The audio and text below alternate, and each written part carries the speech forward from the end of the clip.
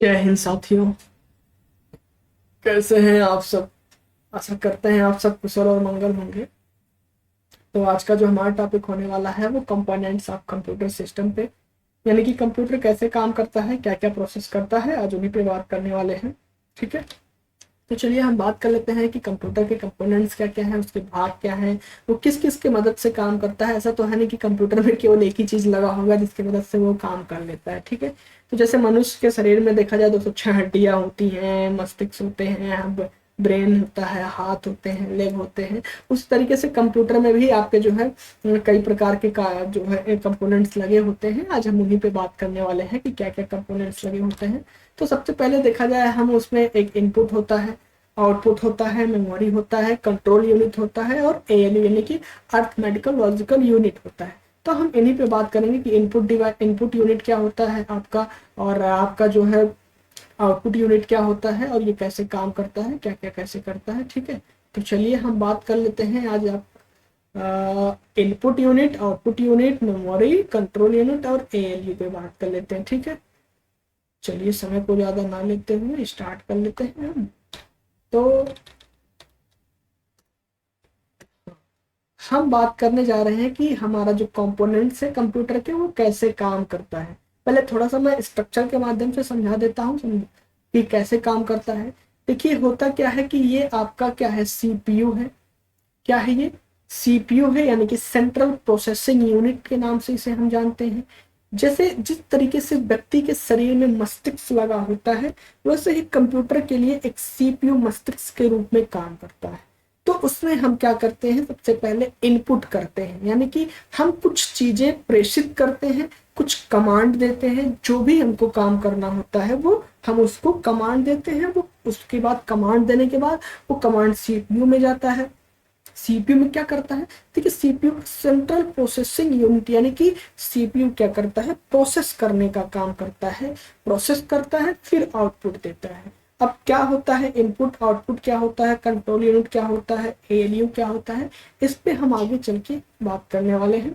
ठीक है, तो सबसे पहले इनपुट की बात करी जाए कि इनपुट होता क्या है। इनपुट की बात करी जाए, इनपुट ऐसी यूनिट होती है जिसके ऐसा डिवाइस हम कह सकते हैं, ऐसा डिवाइस होता है जिसके माध्यम से हम अपने कंप्यूटर को, अपने पीसी को क्या करते हैं, निर्देश देते हैं कि आपको ये काम करना है। ठीक है, क्या करना है, ये काम करना है। इनपुट डिवाइस की बात करी जाए तो इनपुट डिवाइस में आप जैसे आपको कुछ टाइप करना होता है तो आप क्या करते हैं, कंप्यूटर के माध्यम से टाइप करते हैं। तो कंप्यूटर में हम जो टाइप कर रहे हैं वो इनपुट करने का काम कर रहे हैं, इनपुट करने का काम कर रहे हैं। तो फिर इनपुट जैसे ही हम कंप्यूटर से कर रहे हैं वो आपका जा रहा है कंप्यूटर में, कंप्यूटर में जा रहा है, फिर वो प्रोसेस कर रहा है। फिर जैसा आप उसको कमांड दिए होंगे उसी तरीके से वो आपको आउटपुट के रूप में आपके डेस्कटॉप पे, आपके स्क्रीन पे दिखाई देता है, आपके टीएफटी पे। जैसे कि बात करी जाए ये माउस है, इस माउस के माध्यम से मैं क्या कर रहा हूँ कि कर्सर को आगे पीछे कर रहा हूँ। क्या कर रहा हूँ, कर्सर को आगे पीछे कर रहा हूँ। ठीक है, तो आगे पीछे अगर मैं कर रहा हूँ तो मैं इनपुट दे रहा हूँ, इनपुट दे रहा हूँ तो ये काम कर रहा है। अब जैसे माउस से कर रहा हूँ, जैसे ये हमारा लाइट पेन है। ठीक है, ये क्या है, लाइट पेन है। इसके माध्यम से मैं इनपुट करने का काम कर रहा हूँ। क्या, हम इसके माध्यम से कुछ भी लिख रहे हैं। जैसे हमने लिखा कंप्यूटर, तो हम ये कंप्यूटर को इस तरीके से लिख रहे हैं।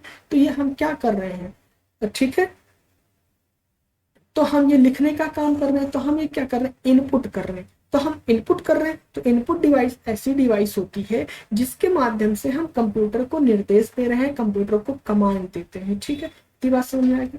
अब हम बात कर लेते हैं आउटपुट डिवाइस की कि आउटपुट डिवाइस क्या होता है। तो जो आपका आउटपुट डिवाइस होता है, जैसे हमने जो भी हम इनपुट करते हैं, क्या करते हैं, इनपुट करते हैं। तो इनपुट करने के बाद जो आउटपुट के रूप में, यानी कि हम इनपुट हमने किया, वो प्रोसेस करके जो भी हमको आउटपुट के रूप में प्रदर्शित होता है हमारे डेस्कटॉप पे, हमारे मॉनिटर पे, हमारे टीएफटी पे, जिस भी प्रकार का हम उसको इनपुट देते हैं वो जो बाहर निकल के हमको प्रत्यक्ष रूप से दिखाई दे या अप्रत्यक्ष रूप से। जैसे हमने कुछ टाइप किया तो हमको दिखाई दे रहा है, तो डेस्कटॉप हमको दिखाई दे रहा है, तो मॉनिटर पे दिखाई दे रहा है, तो ये आउटपुट डिवाइस हो गया।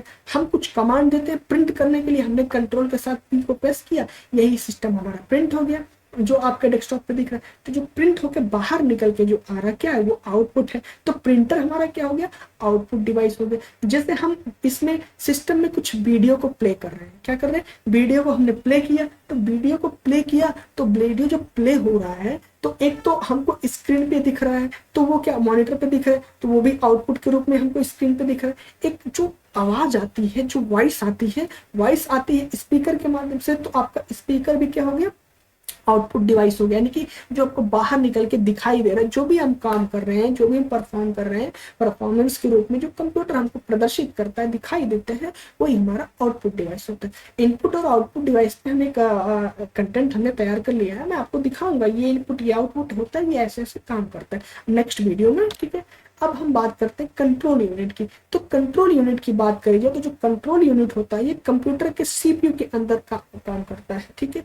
जैसे कंट्रोल यूनिट के काम क्या है कि जो भी हम काम कर रहे हैं उसको नियंत्रित करने का काम, उसको निष्पादित करने का काम कौन, कंप्यूटर करता है। कंट्रोल यूनिट जो होता है वो सीपीयू का एक महत्वपूर्ण हिस्सा होता है। क्या होता है, यानी कि सेंट्रल प्रोसेसिंग यूनिट के अंदर जो कंट्रोल यूनिट लगा होता है वो एक महत्वपूर्ण हिस्सा होता है, जो कि जैसे मुख्य रूप से मेमोरी के निर्देश को अगर हमको डिकोड करना है, तो इसके लिए क्या सभी निर्देश को एजुकेट कौन करेगा, कौन करेगा, निष्पादित कौन करेगा, हमारा सीयू करेगा। यानी कि जिसको शॉर्ट फॉर्म में सीयू यानी कि कंट्रोल यूनिट बोलते हैं। कंट्रोल यूनिट आपका दो प्रकार का होता है, हार्डवेयर यूनिट और माइक्रो प्रॉब्लम यूनिट। अब जैसे कि बात करें कंट्रोल, आप कंट्रोल एक मुख्य भाषा में समझे छोटे, तो जैसे आपका एक कक्षा है, कक्षा को कमांड करने का काम कौन, टीचर कर रहा है, बच्चे उद्दंडता ना करें, उसमें जो कक्षा में बच्चे बैठे हुए हैं उनको कंट्रोल करने का काम कौन कर रहा है, टीचर कर रहा है। उसी तरीके से कंप्यूटर में भी आपके सीयू लगा होता है। अब हम बात कर लेते हैं मेमोरी की। तो मेमोरी की बात करी जाए तो जो मेमोरी होती है, जैसे देखा जाए कि जो मेमोरी है वो कई टाइप्स में होते हैं, जैसे प्राइमरी मेमोरी, सेकेंडरी मेमोरी। तो हम पहले प्राइमरी मेमोरी पे बात कर लेते हैं। अच्छा, पहले मेमोरी पे बात कर लेते हैं कि मेमोरी क्या होती है। जैसे आपके अंतर्गत मस्तिष्क लगा हुआ है, आपको सोचने की क्षमता है, आपके पास कुछ याद करने की क्षमता, कुछ स्टोरेज करने की क्षमता है। जैसे आप कुछ पढ़ते हैं तो पढ़ने के बाद वो आपके दिमाग में स्टोर होता है, तो क्या है, वो मेमोरी है। उस तरीके से कंप्यूटर में भी मेमोरी लगा होता है। तो प्राइमरी मेमोरी ऐसी मेमोरी होती है जो सीधे सीपीयू में डायरेक्ट एक्सेस करता है। और ये क्या होता है, इंटरनल मेमोरी भी इसे कहते हैं, यानी कि इंटरनल मेमोरी, और ये सीपीयू में मौजूद रहती है, ठीक है। तो प्राइमरी मेमोरी क्या होती है, मेन मेमोरी होती है। इसका उपयोग सीपीयू में प्रोसेस करने के लिए डेटा जो होता है, आपका जो निर्देश होता है, उसको क्या करता है, ये स्टोर करता है। क्या करता है, स्टोर करता है, ठीक है।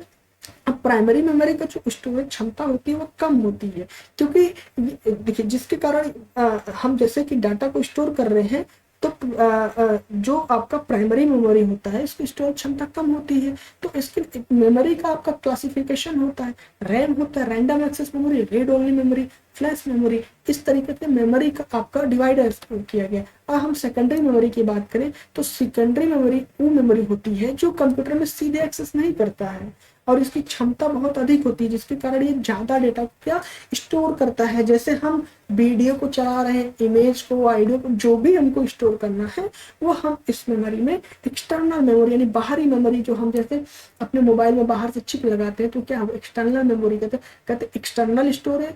एक्सटर्नल कितना है आपका और इंटरनल कितना, यानी आंतरिक मेमोरी का आपका कैपेसिटी कितनी है और बाह्य मेमोरी की कितनी है, ठीक है। और ये कंप्यूटर में अलग से हम जोड़ते हैं, ठीक है। अब बात करें सेकेंडरी मेमोरी कौन कौन सी होती है, जैसे आपका हार्ड डिस्क हुआ, क्या एचडीडी हार्ड डिस्क ड्राइव हुआ, आपका मैग्नेटिक डिस्क हुआ, मेमोरी हुआ, पेन ड्राइव हुआ, फ्लॉपी डिस्क हुआ, डीवीडी हुआ, सीडी हुआ, फ्लैश ड्राइव हुआ। हार्ड डिस्क आपका हो गया, एसएसडी हो गया। डीवीडी ये जो आपकी कैसेट पहले आती थी बचपन में से गोल सी हुआ करती थी, चलती थी, ठीक है। ये क्या है, एक डीवीडी होती है। इसमें देखिए जहां तक स्टोरेज रहता है वहां तक ऐसे हाईलाइट दिखता था। आप लोग कभी देखिएगा जो सीडी आपकी होती थी, सीडी डीवीडी होती थी, उसमें आपको जहां तक भी आपका रहता था डाटा स्टोर वहां तक ऐसे हाईलाइट दिखता था, ठीक है। तो आपका डीवीडी हो गया, सीडी हो गया, लगभग डीवीडी और सीडी और आप पेन ड्राइव भी और जो है हार्ड डिस्क भी लगभग सभी लोग इस चीज से परिचित होंगे, आप लोग देखे होंगे, ठीक है। अब आता है एएलयू यानी कि अर्थमेटिकल लॉजिकल यूनिट। तो इसका जो इस्तेमाल होता है अंक गणितीय तार्किक कार्यों में किया जाता है। जैसे हमारा कंप्यूटर क्या काम करता है, एडिशन का, मल्टीप्लेक्शन का, सब्ट्रैक्शन का, डिवाइडेशन का जो काम करता है वो उसके लिए एएलयू प्रोसेस लगा होता है, यानी अर्थमेटिकल लॉजिकल यूनिट लगा होता है, जो कि डेटा का चयन करके और उसको संख्यात्मक में करना है कि तुलनात्मक में करना है, किस रूप में काम करना है, वो तो हमारे ऊपर डिपेंड करता है ना कि हम उसमें किस रूप में काम कराना चाहते हैं। तो जैसे भी उससे हम काम लेना चाहेंगे वो उस तरीके का काम करता है। ठीक, इतनी बात समझ आएगी। एएलयू जो होता है कठिन से कठिन मैथमेटिकल हो या कुछ भी प्रोसेस हो उसको हल कर देता है, और इसके लिए इसीलिए इसे एएलयू को मैथमेटिकल ब्रेन भी कहते हैं। क्या मैथमेटिकल ब्रेन क्यों कहते हैं? क्योंकि जोड़ना, घटाना, गुणा, भाग करना, इस सारे काम को ये आसानी से कर देता है। ठीक है, तो कुछ ये थे कंप्यूटर के मुख्य कंपोनेंट्स जो लगे होते हैं। मेन तो आपका इनपुट हो गया, आउटपुट हो गया, और इसके बाद आपका सीपीयू हो गया, मॉनिटर हो गया, अब मेमोरी हो गई। इतने पे ही कंप्यूटर मुख्य रूप से काम करता है। ठीक है, तो चलिए ये बहुत ही सूक्ष्म क्लास थी, लेकिन अपने आप में एक अहम क्लास थी। तो आप सब इसे जरूर देखिएगा और अपना प्यार इसे जरूर दीजिएगा। कैसा लगा ये हमारा कंटेंट आप सब जरूर बताइएगा। ठीक है, तो चलिए आज की क्लास यहीं तक रखते हैं। जय हिंद, जय भारत, स्वस्थ रहे, मस्त रहे।